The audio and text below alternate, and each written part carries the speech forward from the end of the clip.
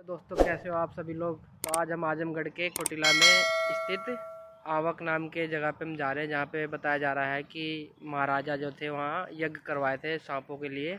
आज वहीं जा रहे हैं, चलो आज आपको वहाँ पे घुमा के लेके आते हैं।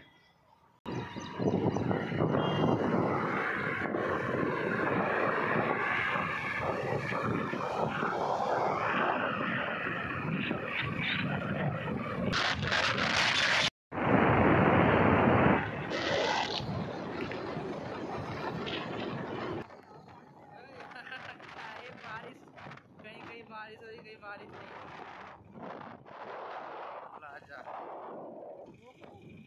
चलो चलो रोक के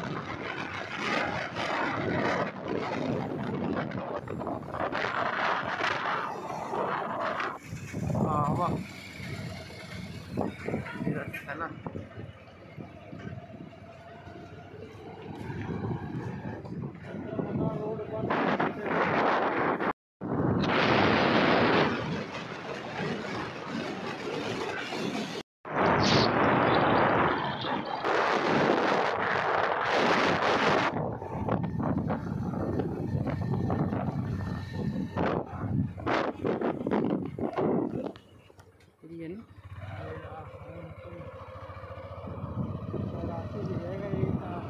यही था ना।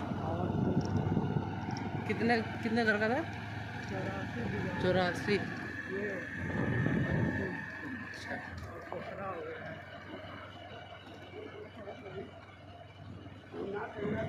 एक ऐसी जगह पे आया हूँ जो महाभारत काल से जुड़ी हुई है। कुछ यहाँ पे क्या हुआ था और कहाँ पे आया हूँ, वीडियो में बने रहिए। तो आज मैं जहाँ पे आया हूँ इसकी बात मैं आपको बताने वाला हूँ। दोस्तों महाभारत काल से जुड़ी ये जगह है और ये जो जगह है ये राजा जन्मेजय से जुड़ी हुई है। अगर आपने इनका नाम सुना है तो आपको थोड़ा बहुत पता ही होगा, अगर नहीं सुना है तो वीडियो में बने रहिए। हम पूरी बात बताने वाले हैं कि राजा जन्मेजय से जुड़ा इतिहास कैसे और क्या है। दोस्तों मैं आया हूँ अवंतिकापुरी में। जो राजा जन्मेजय थे यहाँ पे सर्प यज्ञ कराए थे और जैसा भी आप लोग देख रहे हैं इस साइड में ये तालाब भले ही दिख रहा है आज की डेट में, लेकिन ये पहले हवन कुंड हुआ करता था जहाँ पे सर्पदाह यज्ञ हुआ था। और फिलहाल अभी ये तालाब के रूप में बदल चुका है। सबसे पहले हम ये बात करेंगे कि राजा जन्मेजय देव।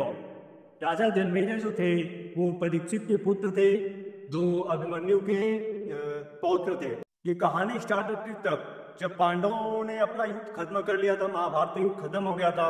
और उस टाइम पे जो अर्जुन थे उनके जो पौत्र थे यानी कि परीक्षित, राजा परीक्षित, उनको मतलब राजपाट यहाँ का पूरा मिल चुका था। तो इसके बाद ऐसा भी कहा जाता है कि उस टाइम पे द्वापर का अंत और कलयुग का शुरुआत भी वहीं से हुआ था उनके ही राज्य में। जब राजा परीक्षित ने कलयुग को जाने के लिए विवश कर दिया तो कलयुग उनसे बहुत ज्यादा गिर गया था। तो इसकी वजह से जो राजा परीक्षित थे वो उनको दया आ गई और उन्होंने कलयुग को आने के लिए कुछ मतलब स्थान दे दी, जैसे कि स्त्री, सोना, हिंसा और मद्य, मदिरा ऐसा। तो इसके बाद कलयुग खुश हो गया क्योंकि जो राजा परीक्षित थे उनके मुकुट में भी सोना था और वो कलयुग उनके सोने में ही निवास कर गया। इसके बाद जो राजा परीक्षित थे वो एक दिन शिकार के लिए निकले थे और उन्होंने रास्ते में देखा कि एक हिरण है, उसका पीछा की हो, लेकिन वो हिरण उनको मिला नहीं और उनको काफी प्यास लग गई थी, थक भी गए थे। तो राजा परीक्षित ने सामिक ऋषि को देखा, वो तपस्या में लीन थे। तो उन्होंने उनसे जल के लिए पूछा कि जल कहाँ मिलेगा, लेकिन वो तपस्या में इतना लीन थे कि उन्होंने परीक्षित की बात नहीं सुन पाई और जिसके वजह से राजा परीक्षित को काफी क्रोध आया और उन्होंने एक मरा हुआ सांप उनके गले में डाल दिया ऋषि के। तो इसके बाद जो है उनका जो बेटा था वो काफी क्रोधित था, जिसका नाम था श्रृंगी, वो भी ऋषि थे। उनको काफी क्रोध आया कि इसने मतलब मेरे पापा के साथ, मेरे पिताजी के साथ किसने ऐसा घोर अपराध किया है। तो उन्होंने तुरंत ही श्राप दे दिया कि जो भी ऐसा किया है वो 1 हफ्ते के बाद तक्षक नाग के काटने से मर जाएगा। तो यही से मेन कहानी इसकी स्टार्ट होती है। अब उनको श्राप मिल चुका था ऐसा, फिर जो सामिक ऋषि थे उनको ऐसा पता चला तो इन्होंने संदेशा भिजवा दिया राजा परीक्षित को कि ऐसा ऐसा है, आपको श्राप मिला है।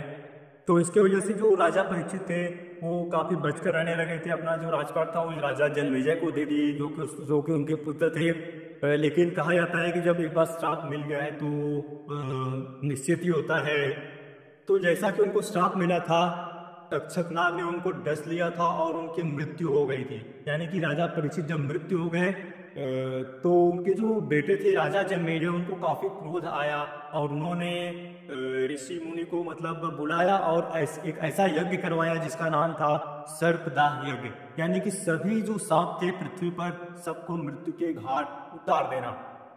लेकिन यज्ञ करने के लिए एक ऐसी जगह की आवश्यकता थी जो काफी ज्यादा शुद्ध हो, तो परेशानी और बढ़ गई। तो खोजते खोजते राजा जन्मेजय जी को यही जगह मिली जहाँ पे हम लोग अभी खड़े हैं, यानी कि जो हिस्ट्री में अभी खड़ा है यही जगह थी जहाँ पे यज्ञ हो सकता था।